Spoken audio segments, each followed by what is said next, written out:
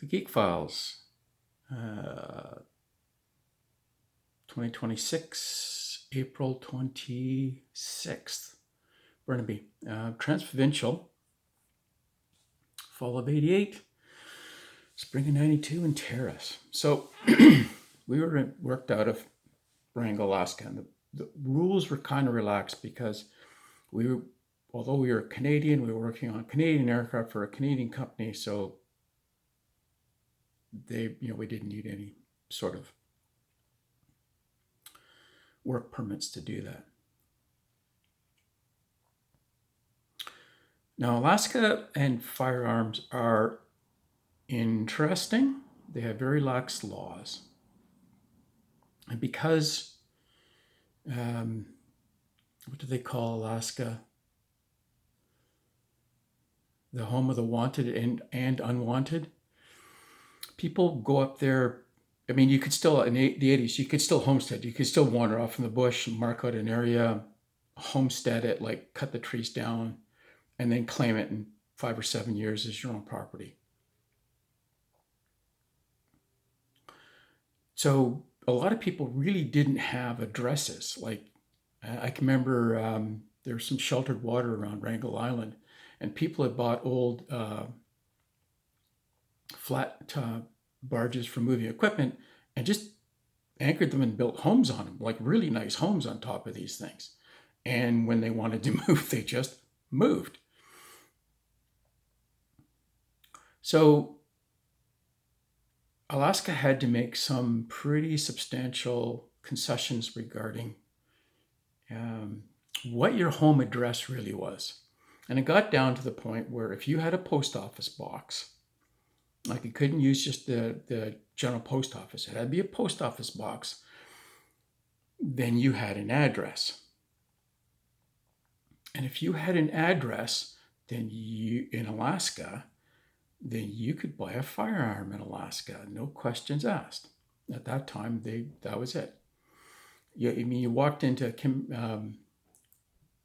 Home Hardware, and they had, an area. This awesome store, carried everything, and they had an area that was just like handguns and rifles. And if you had a post office box, you could walk in and buy a firearm. That's all you need. Proof that you had a post office box. They didn't care about anything else. So there I was in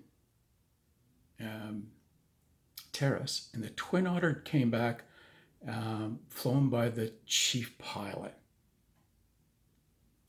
And so one of the things you do on a Twin Otter is there's a pogo stick that sits under the back of the fuselage.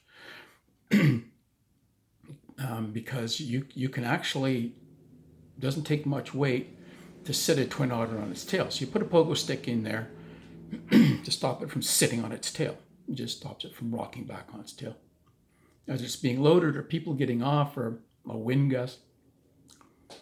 So the chief pilot pulls up in the Twin Otter, shuts it down, and we go out to service it.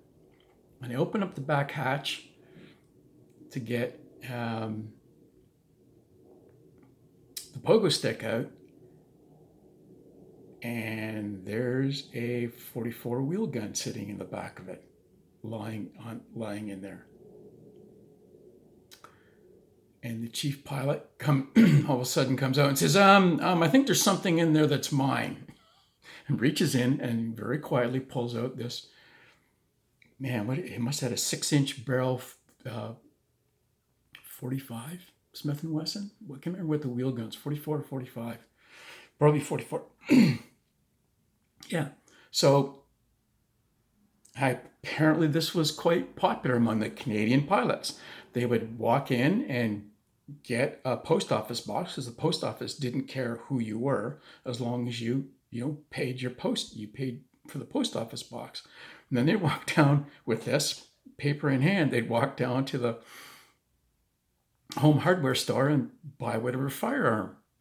There was one Central Mountain Air pilot that apparently was flying another pilot back, and said, watch this, pulled the, was flying a Twin Otter, shut the left engine off, or put the left engine in full feather, opened up the window and started firing at the hills as he was walking by with his handgun, and thought this was just hilarious. Yeah, man. I don't know how many firearms came into Canada. Illegal firearms, like these are legal, like fully, even in the 80s, this was like, holy crap, illegal. Rules are line of sight. You can't see me, the rules don't apply.